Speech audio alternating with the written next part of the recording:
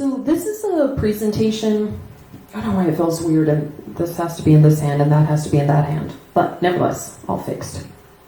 So this is a presentation I did at the DJ Expo in Atlantic City in August, and almost nobody from the West Coast was there. It was really East Coast heavy, so I thought this would be something great to share with the local San Diego DJ market. And it was called Word Up, Tips for Creating a Sexy DJ Business. I think pretty much everybody here knows me, but a little background, I've spoken at the Wedding MBA, at Mobile Beat, Midwest DJs Live, and DJ Expo. Write for Mobile Beat, digital DJ tips, BPM Supreme, DJ Times, Book More Brides. And I primarily talk about marketing on all of those things. Okay, so the main focus of what we're going to be talking about today to create your sexy new DJ business is going to be rooted in the writing, in the copy. And I think for the average person that has absolutely no relationship to writing copy in any way, the only real experience that we have in this field is from watching Seinfeld, from when Elaine worked for the J. Peterman catalog. So I'm going to rewind it a little bit for you guys, take it back to the Seinfeld days.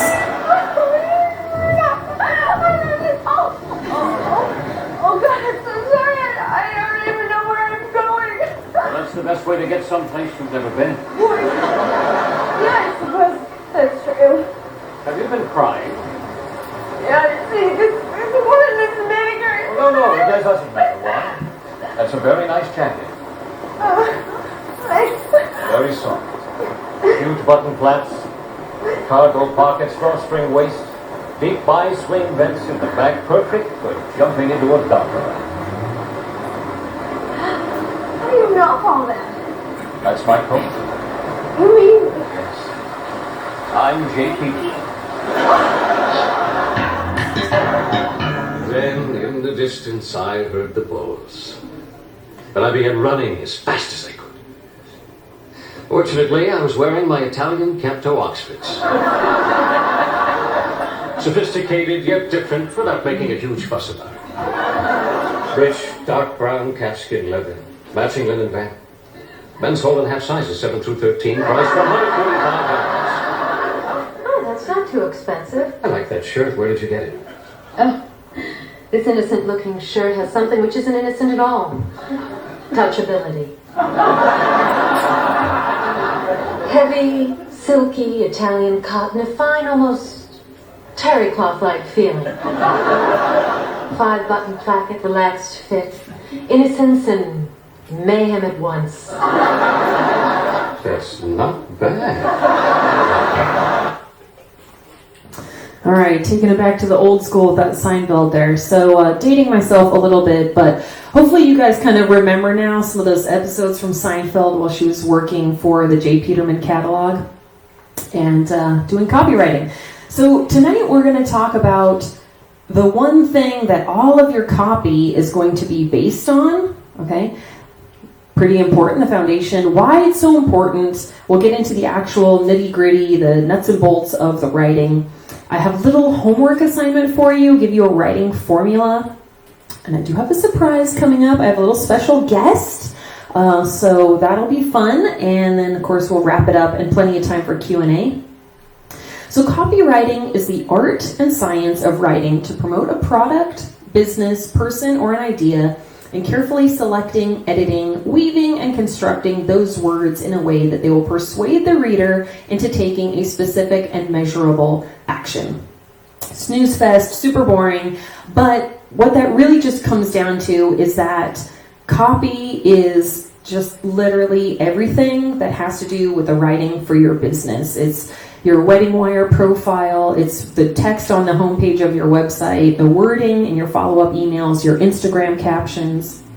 All of that falls under the umbrella of copy. Now, I kind of gave it to you in that last slide, but you can't have the stellar copy without this one key ingredient, the brand message. So this is a presentation. I don't know why it feels weird, and this has to be in this hand and that has to be in that hand. But nevertheless, all fixed. So this is a presentation I did at the DJ Expo in Atlantic City in August, and almost nobody from the West Coast was there. It was really East Coast heavy, so I thought this would be something great to share with the local San Diego DJ market. And it was called Word Up, Tips for Creating a Sexy DJ Business. I think pretty much everybody here knows me, but a little background, I've spoken at the Wedding MBA, at Mobile Beat, Midwest DJs Live, and DJ Expo. Write for Mobile Beat, Digital DJ Tips, BPM Supreme, DJ Times, Book More Brides. And I primarily talk about marketing on all of those things. Okay, so the main focus of what we're going to be talking about today to create your sexy new DJ business is going to be rooted in the writing, in the copy. And I think for the average person that has absolutely no relationship to writing copy in any way, the only real experience that we have in this field is from watching Seinfeld, from when Elaine worked for the J. Peterman catalog. So I'm going to rewind it a little bit for you guys, take it back to the Seinfeld days.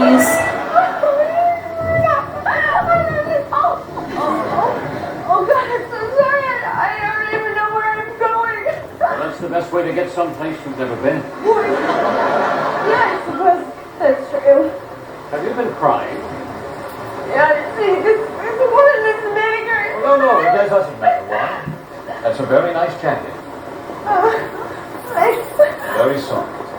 Huge button flaps, cargo pockets, drawstring waist, deep bi-swing vents in the back, perfect for jumping into a dumper. How do you know all that? That's my coat. You mean? Yes. I'm J.P. Then, in the distance, I heard the blows. But I began running as fast as I could. Fortunately, I was wearing my Italian Capto Oxfords. Sophisticated yet different without making a huge fuss about it. Rich, dark brown calfskin leather, matching linen van. Men's whole and half sizes, 7 through 13, priced for $145. Oh, that's not too expensive. I like that shirt. Where did you get it? Oh, this innocent-looking shirt has something which isn't innocent at all. Touchability. Heavy, silky Italian cotton, a fine, almost terry cloth-like feeling. 5-button placket, relaxed fit, innocence and mayhem at once. That's not bad.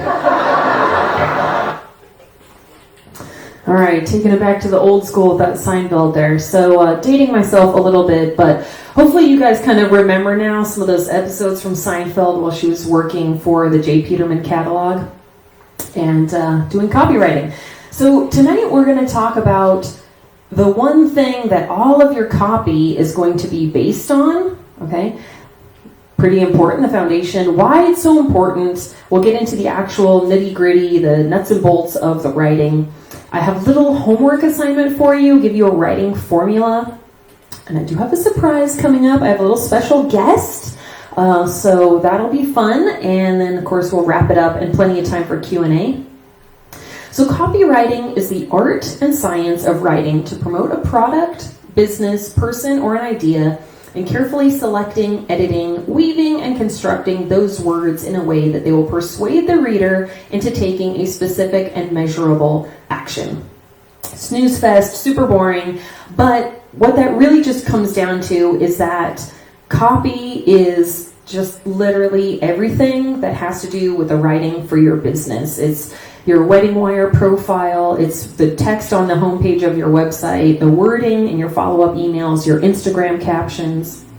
All of that falls under the umbrella of copy. Now, I kind of gave it to you in that last slide, but you can't have the stellar copy without this one key ingredient, the brand message. And I'm not going to be talking in depth about branding today. This is not a branding seminar, but because of the nature of the topic, we're going to cover a lot of branding things along the way. So if you haven't jumped in, and I'm not going to be talking in depth about branding today. This is not a branding seminar, But because of the nature of the topic, we're going to cover a lot of branding things along the way. So if you haven't jumped into branding at all for your business, this is a really great project for the next 2 months, because it really does require a little bit of thought. But the thought definitely carries out, and I think you have some good ROI on that. Seth Godin says that a brand is a set of expectations, memories, stories, and relationships that, taken together, account for consumers' decision to choose one service over another. So I think for a lot of us, we still have this kind of idea that your brand is your logo, and that's not true at all. That's like 1985 way of thinking, okay?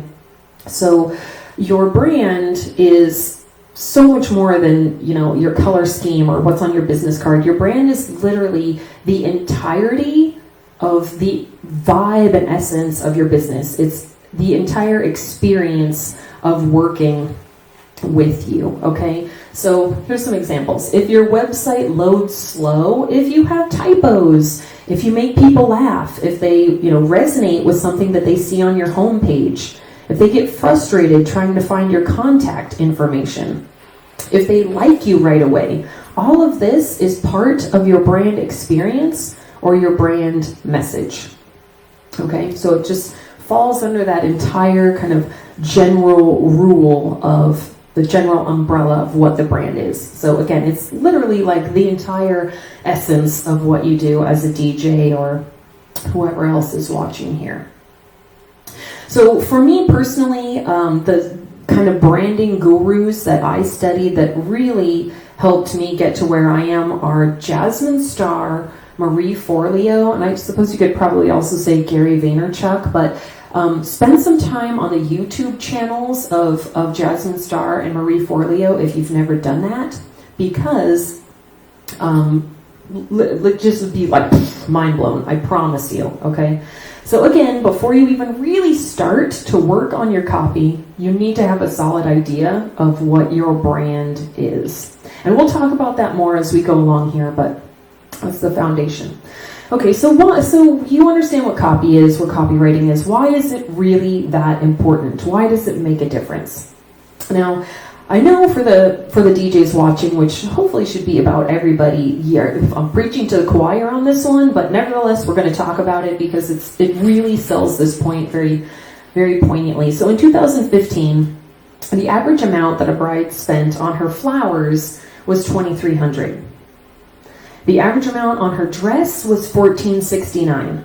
Okay, so for the things that make her and her wedding sound sexy, she's investing $3,769. Same year, same bride, she spends $273 on the wedding officiant and $1,171 on the DJ. Okay, the flowers don't show up to the wedding, not a big deal. Everything still goes on. The dress doesn't, get fitted for her, no big deal. She can wear something else, right? DJ doesn't show up, you don't have a reception, officiant doesn't show up, you don't have a ceremony, okay? These are very functional items to have a wedding, right? Yet she's only spending $1,444 on these functional things, almost $3,800 on the pretties, okay? So what this is telling us is that people buy because of emotion. So for those of us that are selling something functional to brides, like sound, like the light I'm standing in, the mic I'm holding, okay? These are like functional things. We have to work a little bit harder to make sure that we convey to her that the experience of hiring us will be a sexy thing, okay? Here's ways to not make it sexy. Talking about statistics, about the regrets that past brides have had about not hiring a videographer, or, and this is the worst, like bullet points listing your selling features, like my library has 50 bazillion songs in it. That doesn't tap into any sort of like emotional overbuying sector in her brain. And that's the sector we want to tap into, okay? So, again, wrapping it around to what Elaine was saying on Seinfeld, you better sell something which isn't innocent at all, touchability, okay? So if Elaine can make a white cotton shirt sound exciting, we sure as hell can make a packed dance floor sound sexy. And we're gonna break that down exactly how you guys can do that. So I wanted to give a few examples of some kind of sexy mobile DJ branding. And, you guys can look at these sites and get some really great inspiration over your next few weeks in hibernation. The first one that I want to talk about is Lovesick DJ. These guys are out of Pennsylvania. And go on the site, watch the video. The video is amazing. And then also go and look at the DJ bios and their headshots. They're, it's a guy like sitting at a bar drinking a scotch. That's the headshot, okay? It's not the stiff in the suit. I don't know, what would you call this? Like the magazine smile, okay? They're like real pictures and they make the point. Okay, the next one I really like is Toast and Jam, and I've actually been a huge fan of the Toast and Jam site and brand since way before Mary was set to speak at Mobile Beat, which will be happening on Wednesday. She's speaking in the afternoon, the owner of Toast and Jam, and she will be talking about the timely subject of wedding cancellations, so be sure to tune in for that. Nevertheless, this site is very creative. The brand is very unique. You are never going to confuse her with any of the other mobile DJs in the Chicago area. Toast and Jam. And the last one is actually a former business coaching client of mine. This is Black Tie Productions, and they are out of Flint, Michigan. And Craig contacted me and he said, I really just have this bland, drab website, and I know that I need a facelift here. So can you help me out? Can you look over my website and give me some ideas? I said, sure. So read the home page, second page, third page. Nothing's really clicking. But at on the bottom, off in the corner on the third page there was a little reference to them being event superheroes. And I was like, oh my God, I love that. That's amazing. Right? So I mentioned that idea to Craig. He thought it was great. And basically what we discussed was taking the entire superhero concept website wide. So we've used superhero colors, comic book colors, comic book fonts, and then the logo, I don't know if you can see my little pointer. Oh, you can see it. Okay. So right here is a guy in a suit with the Superman S on the chest ripped open, and he's flying away, holding the bride, which I just think is amazing. Okay, so they're clearly letting us know, we're going to take care of you, everything that you need, we will be whisking in and taking care of for you. So I think it's crazy effective, and just another idea you can check out of slightly more creative than the typical DJ website. And that's Black Tie Productions out of Michigan. Okay, so we're gonna get into the nuts and bolts of the writing. And the first thing I want to talk about is the principle of attract and repel. So the main, ruling principle of the writing as we get into it is you always want to kind of view it through the lens of, am I attracting my ideal clients with the words that I'm using, and at the same time, am I repelling the people I don't want to work with? Okay, so this is a screenshot from my homepage at one iteration or another, and I'm going to read a little bit of it, and I want you guys to tell me, who am I trying to attract and who am I trying to repel? Okay, so it says, my epic dance floor energy recipe. I spin those guilty pleasure everybody faves in a fresh way, including Spanish and country, by creating my own remixes, sprinkling in a few long-lost loves, and mixing seamlessly. I don't know if you guys, I don't know, I can't see that Instagram anymore, but if you guys want to type in some of your ideas here. While you're thinking about who am I trying to attract and repel, let me pose this question.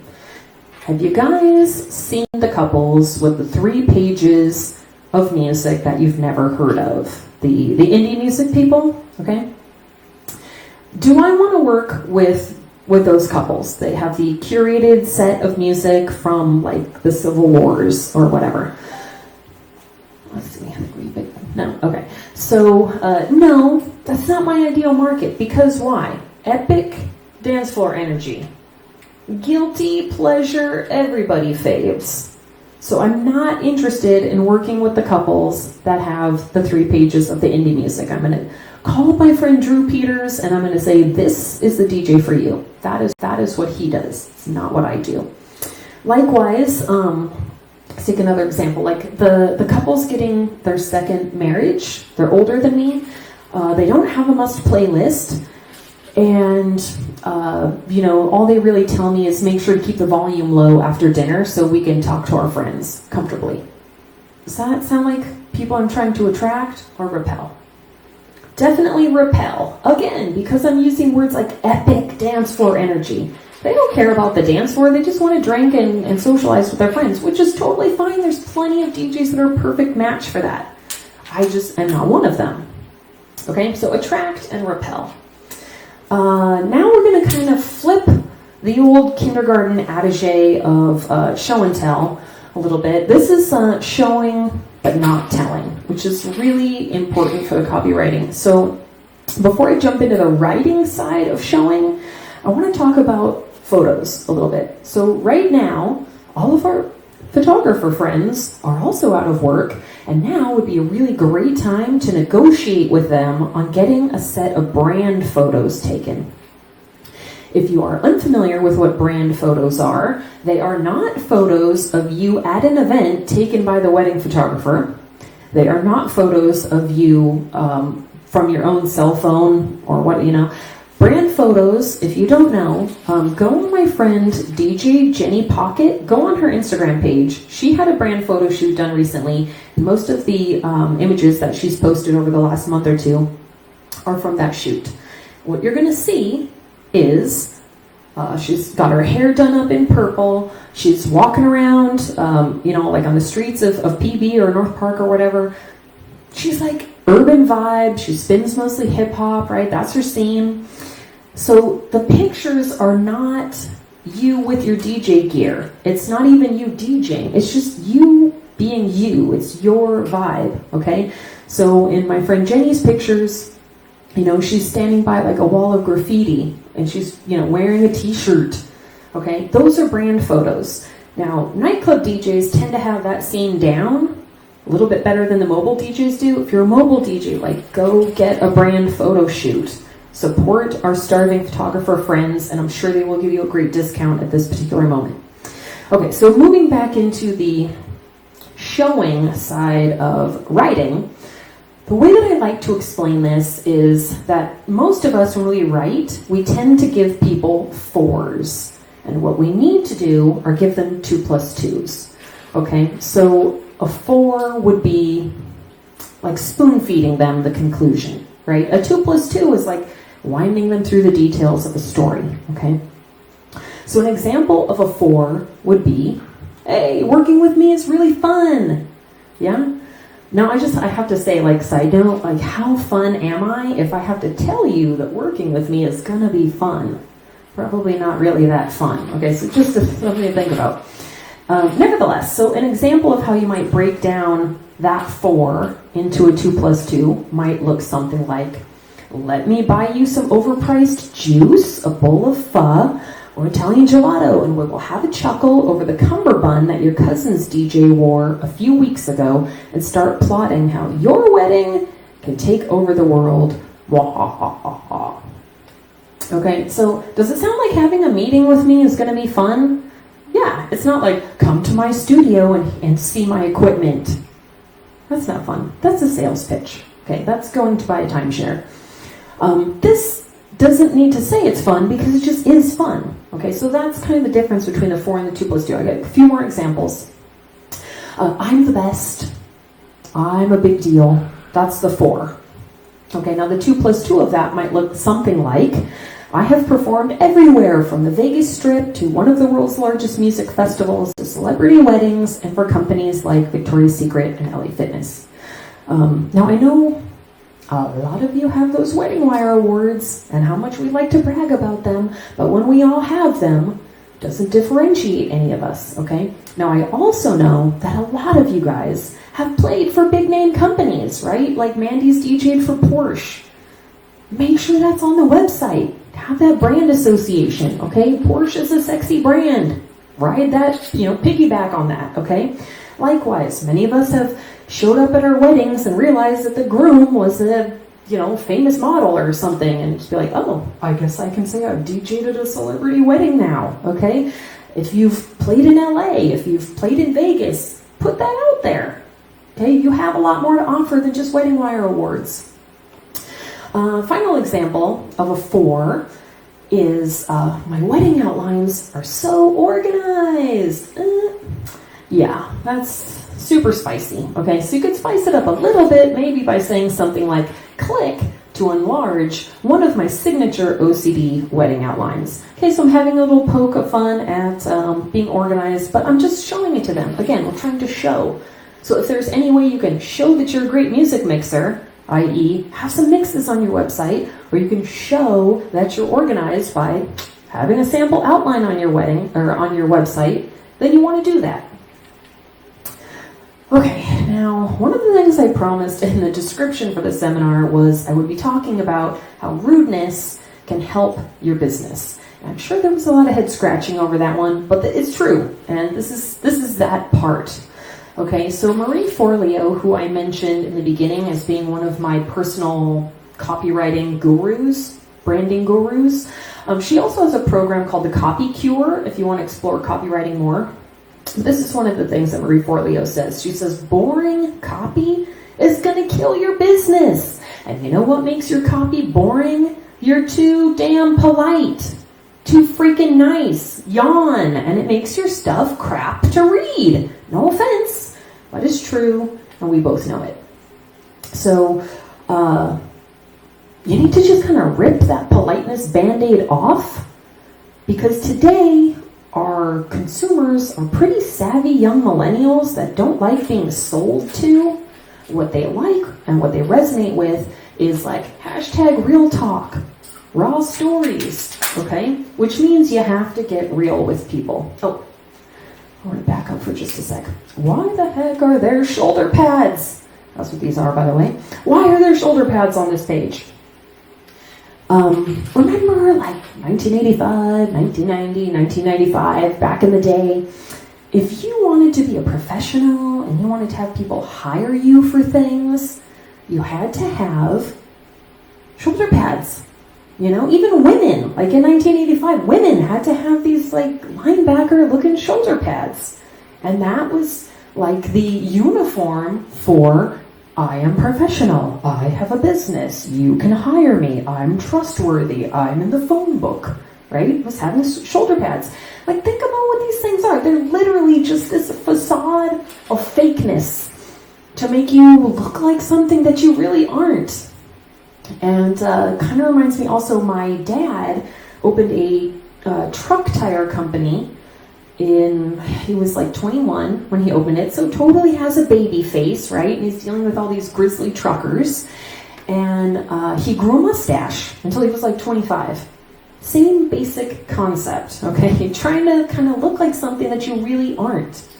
And shoulder pad mentality has gone. That's gone, okay? So if you are a single op DJ like myself, if it's just you and the company, why are you saying we on your wedding wire profile? Why are you saying we on that? Who's the we? It's just you. If you feel weird saying I, then refer to yourself in the third person, but don't be a we if you're not a we. Like, just own it. Okay? Now I want to hit home on this kind of rude, polite thing a little bit more so people really understand. But I thought a great way to kind of explain this, to teach this, would be to talk about compare and contrast like rude and polite. So I have chosen Seinfeld as my rude example and Fuller House as my polite example. And I don't know if you guys have seen Fuller House, but it is somehow miraculously like more saccharine than the original Full House. And So this is kind of the breakdown here. Like on Fuller House, on your polite show, you have cute puppies, right? The little yellow lab.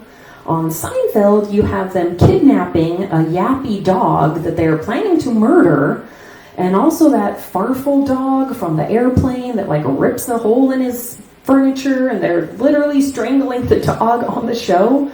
Okay? That's rude, that's real, that's raw. That's why Seinfeld was so different from all of the other polite shows on television, not just back when it came out, but even still today is considered the best written, the best sitcom ever on TV.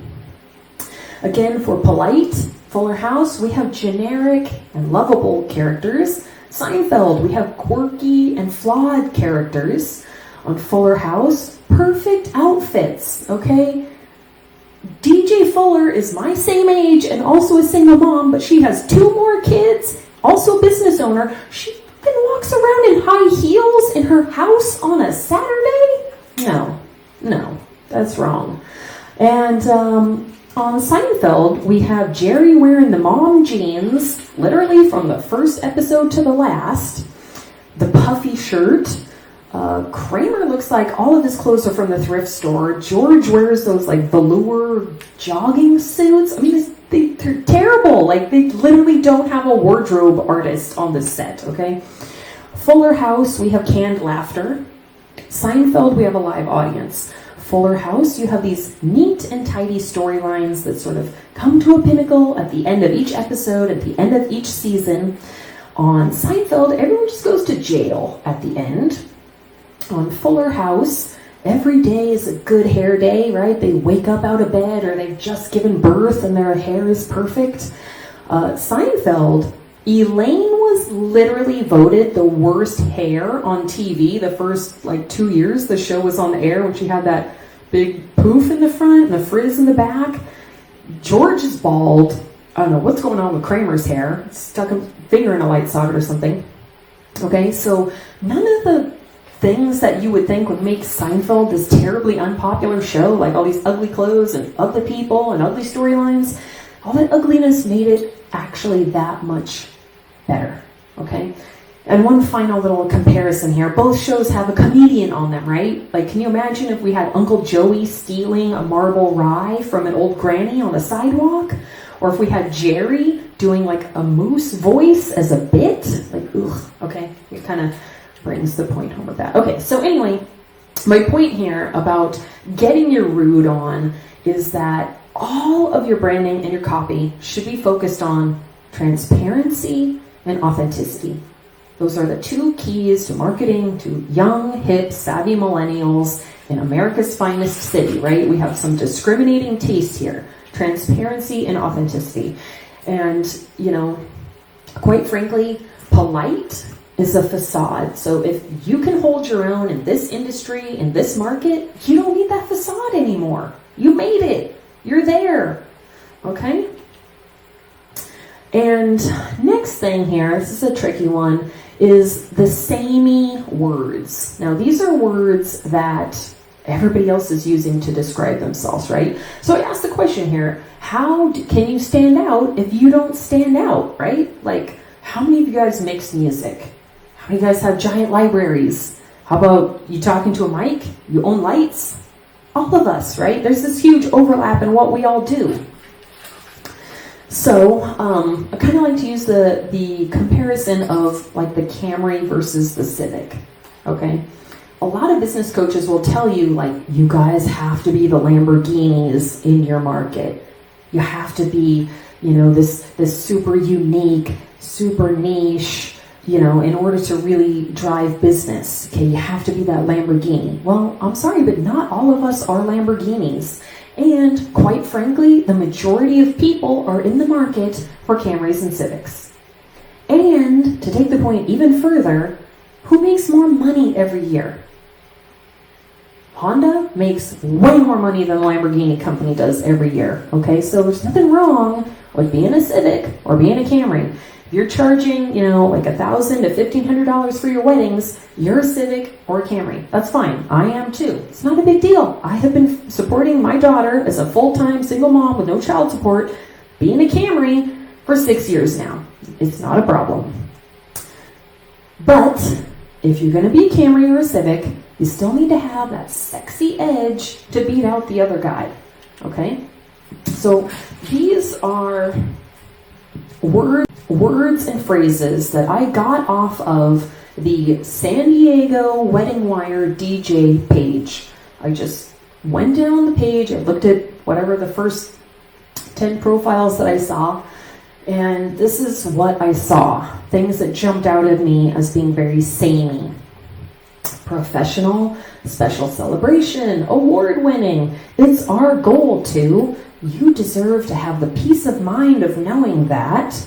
Highest quality, talented, one of the best. Perfect, skilled, I'm blank, and I'm the owner of. Our aim is to not only meet, but exceed your expectations. That's one of my favorites. Your vision, creating the perfect atmosphere. Company has taken whatever we sell to the next level and raised the bar. Everybody loves reading that, right? We are a high quality and premier service dedicated to the success of your event. Your day, your way, personalized service, production team, passionate about music, long-lasting memories. Okay, now before I go on to the next slide, I want to say anybody who wants to see a copy of this presentation and get all the slides, just email me or Facebook Messenger me after, and I'll be happy to send you so you have this whole list, because this is your new Do Not playlist.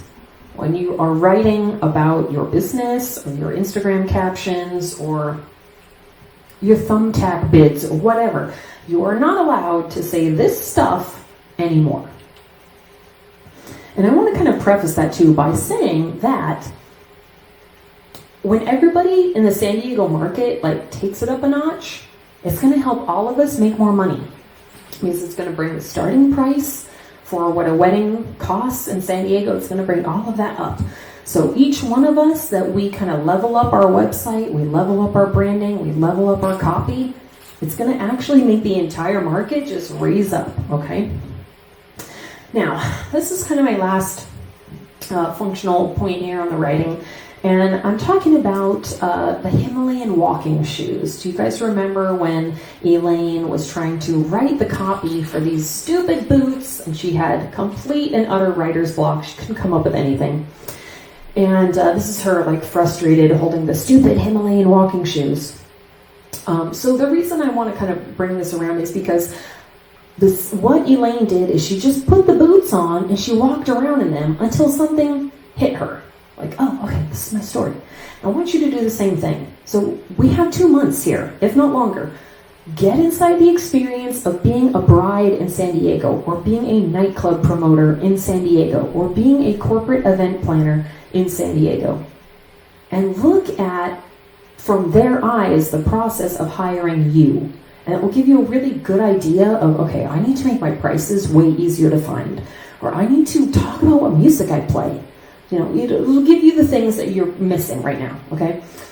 Next thing is that a lot of you guys already know Alan Berg. He is a business coach that works for Wedding Wire.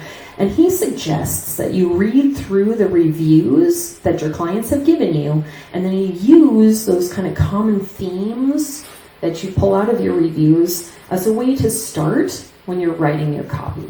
So if you're hearing all the time, you're really organized, you're really organized, you're really fun, you're really fun, those are kind of your fours that you start with, and you're going to turn those fours into the 2+2s.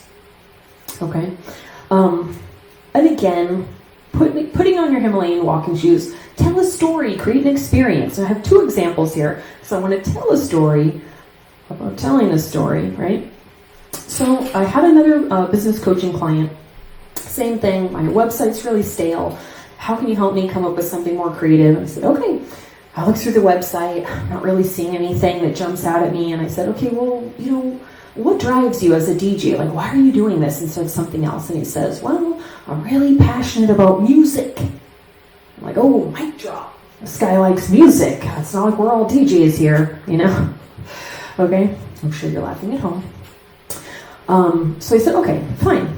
We can work with passionate about music. It's an uphill battle because we're all passionate about music. But I said, this is your assignment.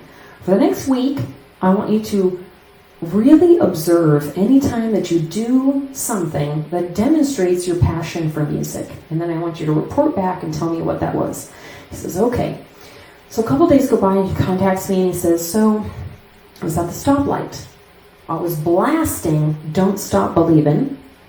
Was singing into my water bottle. And I'm like, yes, he got the homework assignment. It made sense to him, right? He's like, I'm singing into my water bottle. And another car pulls up next to me at the stoplight. And when the chorus comes, I point at them, like to jump in, like, don't stop, right? Like, he's that guy at the stoplight. And I'm like, oh, this is perfect. This is exactly what we need. So we literally deleted everything that was on the homepage of his website. And it now starts with that story of him pulling up to the stoplight. It says, hey, I am a professional pumper-upper. And then it gets into, his types of music and those sorts of details. But those are the kind of stories that can really grab a bride. I mean, I know, like, if I hear that story, I'm thinking, that sounds like a cool guy, right? That's awesome. He's that guy at the stoplight, right? Another story I wanted to kind of talk about, I think because most of us all know Jerry Beck. He's, I think, been at this game longer than any of us have in San Diego, so probably all of you guys know him. Jerry did give me permission to talk about this with you guys, so I want to thank him for that. But I think we all know from the DJ Friends group that Jerry also does roller skating. And he's like the guy moonwalking in the skates, and they do like choreographed routines, and it's really dope. And not a lot of people do that. I think it's a very unique thing. So let's say if you were Jerry, for example, and you wanted to put this writing formula onto your website, it might look like something in which you're going to talk about the roller skating as your kind of hook-in story. Okay? So I think instantly the roller skating, with the choreography that he does, like maybe one of the cool videos showing their moves, I mean, this is like really unique stuff. Would instantly differentiate him as like, oh, it's that roller skating DJ. Like you would never confuse Jerry with any of the other DJs in the community because he's that one that does the roller skating. And I think from a bride's point of view, the skating is a good tie-in with music. We get that, like, he can dance and, he feels the beat. We get that he's a high-energy person. He's active. Like, the roller skating tells me all of that, okay? Jerry, thank you for letting me use you as an example. You are the best. Okay, so, and I wanted to, kind of use, like, a local example that everybody would understand. And then finally, don't force it. Writing is a process. I know for me, the text that is currently on the homepage of my website was like a 2-year process. You throw something out there and you just continue to polish, okay? So we have a good 2 months here or longer. You have a lot of time to work on it now, but don't expect it to all just come out the first time you sit down in front of the keyboard. He's put his faith in you. He's put his faith in you. I trust in Yin. She is my friend. I trust in Yin. She is my friend. Frankly, I'm a little concerned.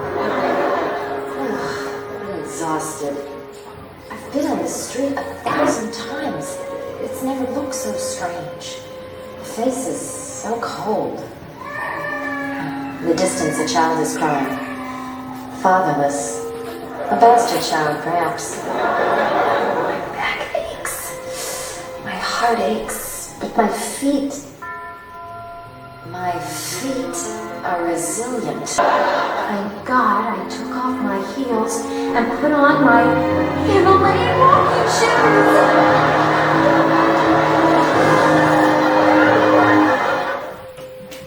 shoes. Yay, the Himalayan walking shoes. Okay, so now is the time when I have my surprise guest for all of you. And while most of what I have talked about has been focused on mobile DJs and like writing, wedding wire descriptions and writing websites and everything, we definitely have a lot of us playing out in nightclubs and bars. And I think everybody in this audience knows by this point, if you're doing big events, the promoters want to know that you have a large following. right? And the person I'm about to bring out, good friend of mine, DJ Justin Canoia, I think he is probably heads and tails above all of us in San Diego when it comes to Instagram, okay? He's a single op wedding DJ with 5,000 followers, and he's killing it with his Instagram content. And I think one of his strongest points is writing the captions for Instagram. So my pleasure to bring out Justin Canoia. And here's our very sanitary handoff of the mic and the clicker. I think we have wipes too, right? Yes, we have wipes. We can put that into a Ziploc. This is supposed to be kind of a joke, but it's supposed to be funny. Actually, it's semi-funny, but also semi-serious. It's required, I think, right? Yeah, we don't want to break any laws. Oh, see? Just dropping stuff. All right.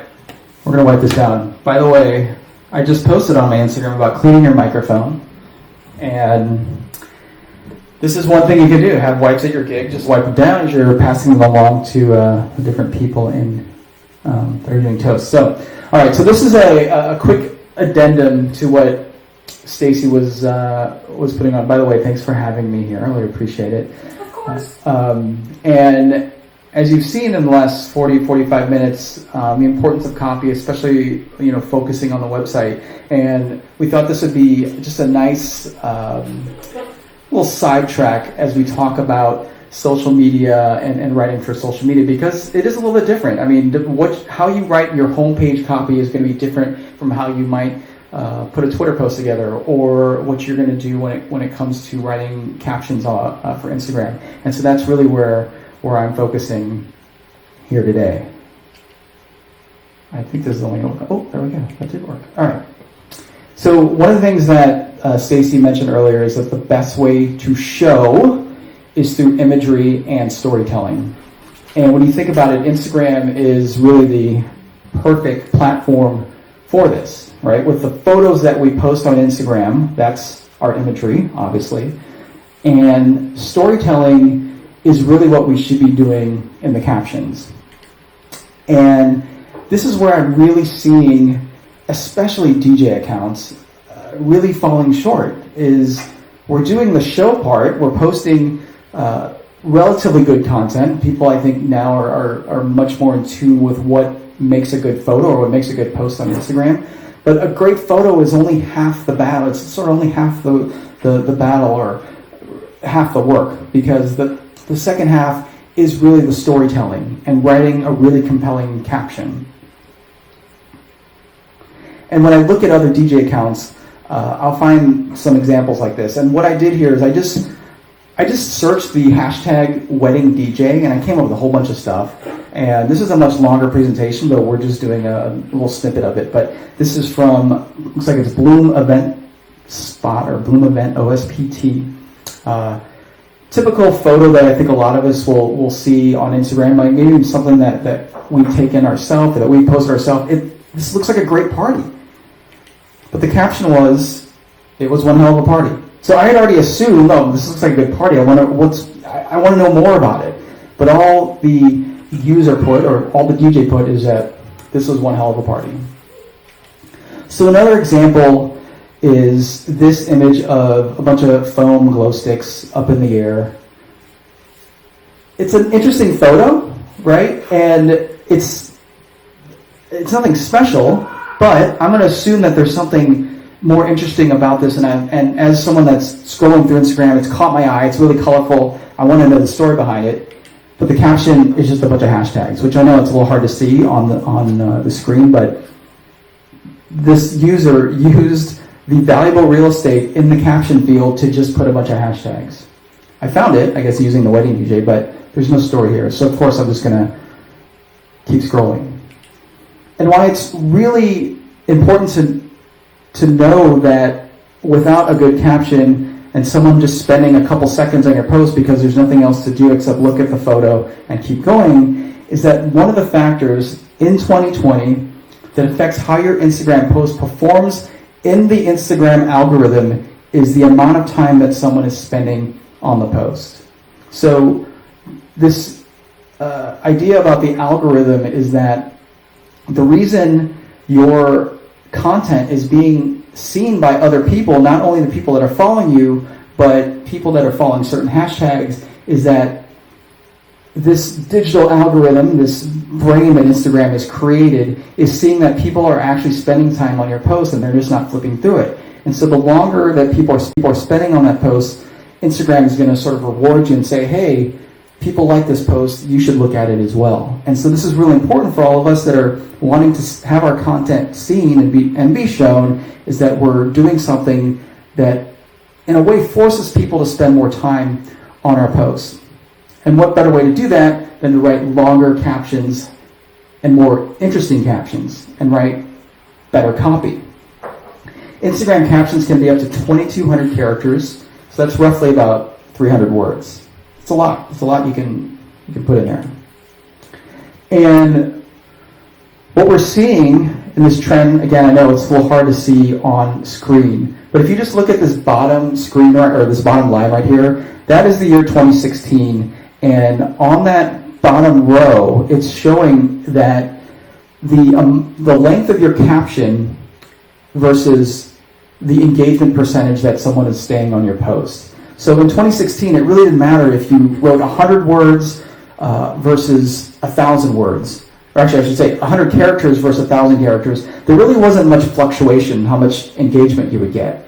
But as we fast forward in 2019, which is that top line, writing 100 characters or less, you got about 5% engagement. But when it went up to 1,000 characters, it was an entire percentage more that people were more engaged on your post. And if we just compare from 2016 to 2019, I mean, it's nearly, looks like it's nearly 5% more engagement. So it's showing that the trend is you've got to spend more time on your posts and write more compelling captions to get people to spend longer on your post. The trend is that people are seeing this and are spending more time and writing longer captions. So that far bar right there is the year 2020, and projecting that most compelling Instagram accounts are going to have posts at an average of 405 characters versus the 142, which was in the year 2016. Experts are also preaching this. Instagram expert Jenna Kutcher says, every photo we post presents an opportunity to say something meaningful.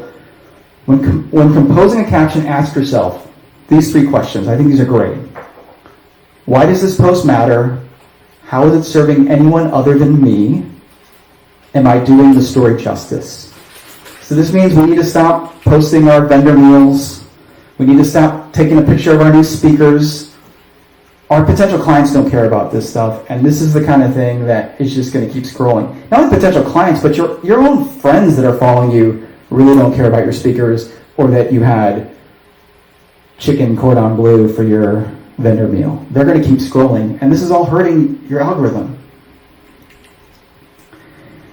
Jenna says your captions shouldn't just be adjectives strung together, but more along the lines of a captivating story that leaves your followers eager for more. So Stacy earlier was talking about samey words, and I call it the adjective salad. And this is a caption that I pulled, again, from the Wedding DJ hashtag.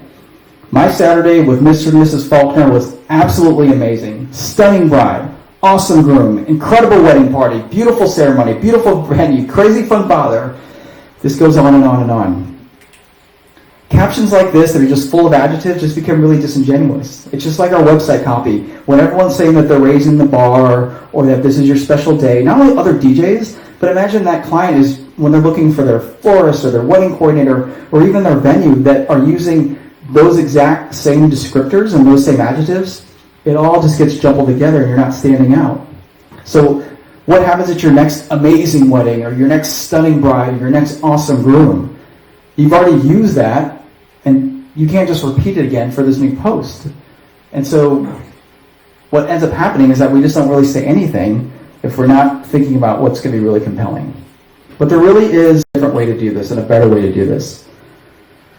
So you need to think, if a photo is worth sharing, that there must be a story that's worth sharing as well. And I really want you to think about that when you're looking at the content that you're thinking about posting, that it's not just about the photo, but that there's got to be a reason that you're posting it, or that there's a story behind it as well.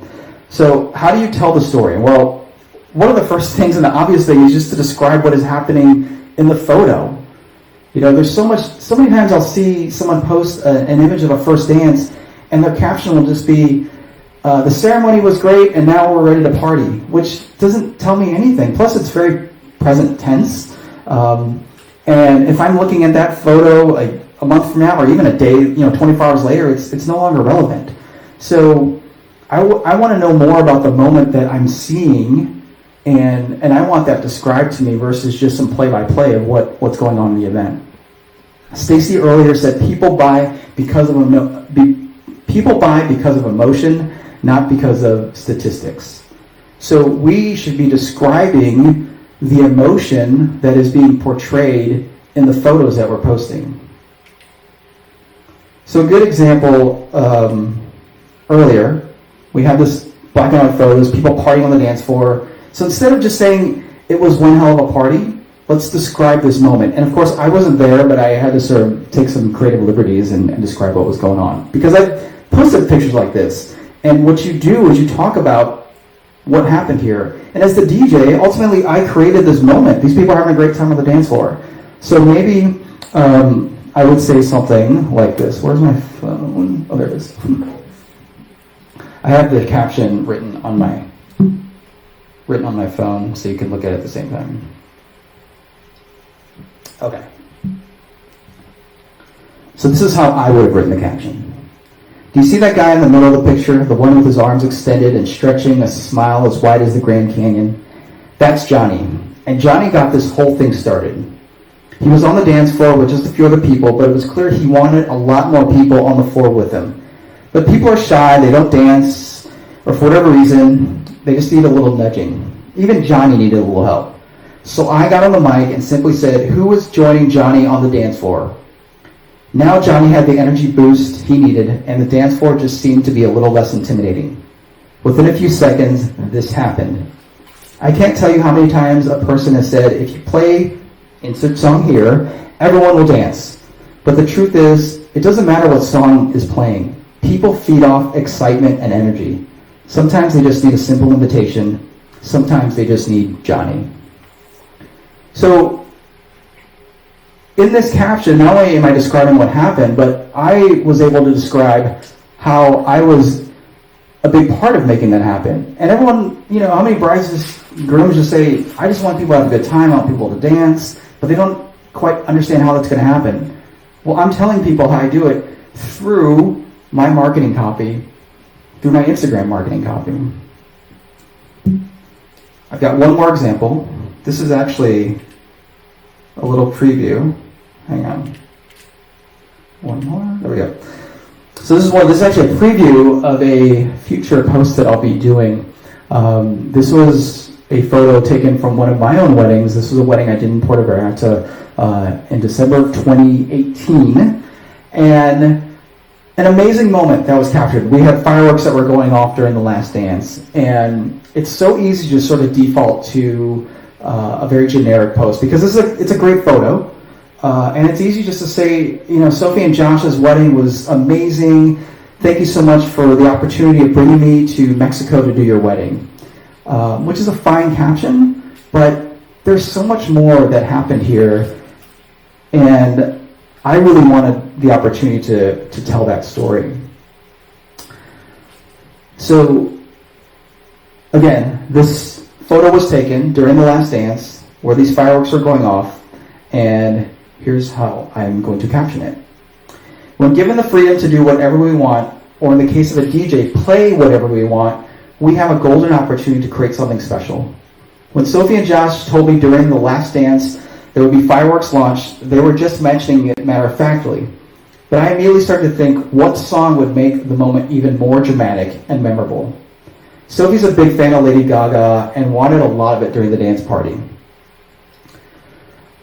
On occasion, I played Gaga's You and I for the last dance song, and I suggested that, and they loved it. But the story doesn't end there. I knew I couldn't just play a regular version. As many radio tracks, the ending just kind of fades out, And it's hardly how you want a wedding to end, with just a little fade out right at the climax of an amazing day on a beach in Mexico. I searched and searched for alternate versions, specifically live versions, and I found a performance Gaga gave on Jimmy Kimmel Live.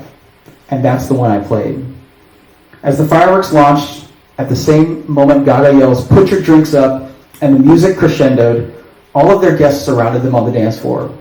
It took a little extra work on my part, including very specific timing to coordinate the pyro crew, but in the end, it was the picture-perfect moment. So, not only am I keeping people a little longer on my account and on my post, but again, describing this moment and why it was so special.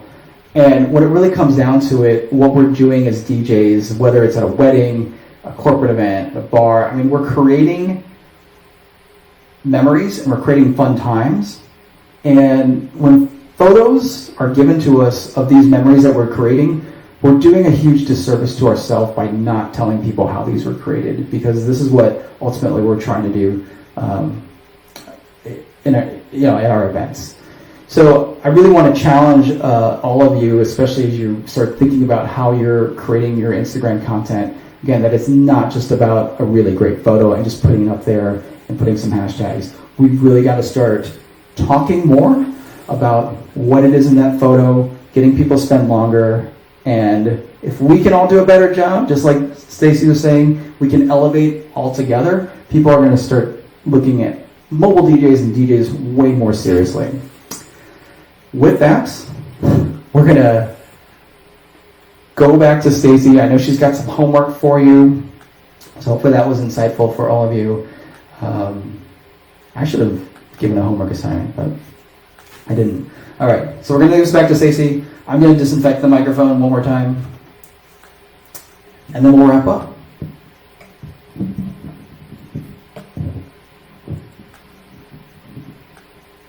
Yeah. There we go. Okay. Very good.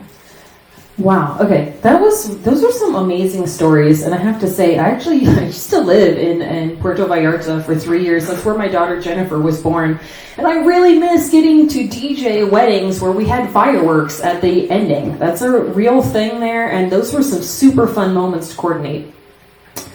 Okay, so I want to just kind of boil down everything into one formula that you guys can use over the next few weeks in quarantine. And the first two things we've basically already done for you, and that's when I went through the list of the Wedding Wire San Diego DJ profiles, and I came up with those samey words. Again, hit me up for the slides, and you guys will already have that list ready to go. So we'll jump in at the third part of the formula here, and what I want you to do is like Alan Berg says, go through your reviews and pull out the prominent themes, organized, fun, really creative mixes.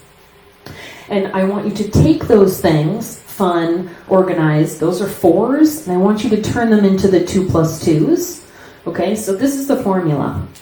You are going to rewrite your business profiles and your homepage copy with the new 2+2s minus the samey words.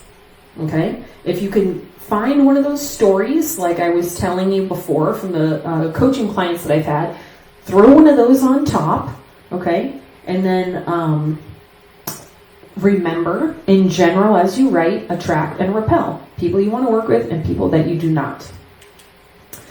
Okay, now this is not related to writing in any way, but I think particularly now during these kind of scary times for all of us in this industry, this is really important, okay? So a lot of us, they just treat us like we're just this item to be purchased off the shelf, and we'll catch ourselves saying things, like, they don't really care about, all they really care about is my price and how many 5-star reviews I have, right? We've all been there. We've all just been like, ugh, And considering that there are so few branding and copy differences between most of us, are we not basically forcing people to shop for us that way, right? Let's take, for example, you need some new clothes. You walk into the clothing store, but all you see are gray sweatshirts.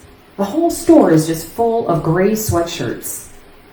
Now, is that consumer going to have an opportunity to make an emotional connection into the overspending part of her brain and, pay for a luxury DJ? No, they're going to be forced to shop for the sweatshirts based on unemotional things like, well, I guess I'll consider cotton poly blend and made in the U.S. and price.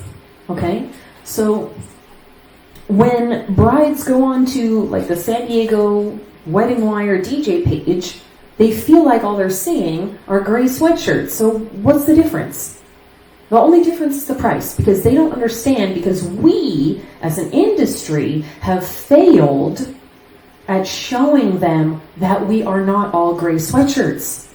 Okay, be the red dress, be the baggy urban hoodie, whatever you are, be that. But you need to step away from that facade of the samey words and everything and have the courage to be whoever it is that you are as a DJ. And I guarantee would help this entire industry, our entire San Diego DJ family. It'll boost all of us up.